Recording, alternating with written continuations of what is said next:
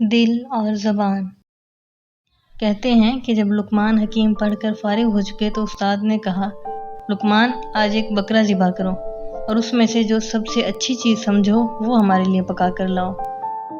لقمان نے بکرا حلال کر کے اس کے دل اور زبان کو خوب اچھے مصالحوں کے ساتھ بھون بھان کر استاد کے سامنے رکھ دیا۔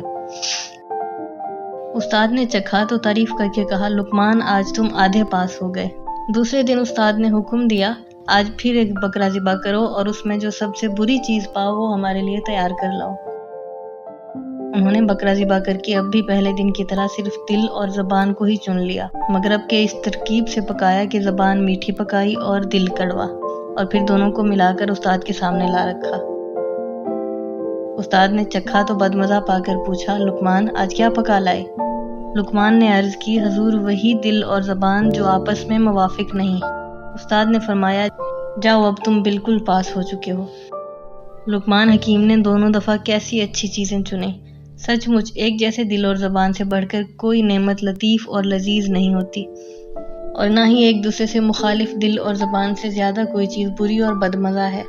جس آدمی کا دل اور زبان ایک ہو، دنیا بھی اس کی عزت کرتی ہے، خدا بھی خوش ہوتا ہے، اور جس کی زبان دل سے موافق نہ ہو، دنیا بھی اسے اچھا نہیں سمجھتی، خدا بھی ناخوش ہو جاتا ہے، بلکہ وہ خود بھی خوش نہیں رہتا۔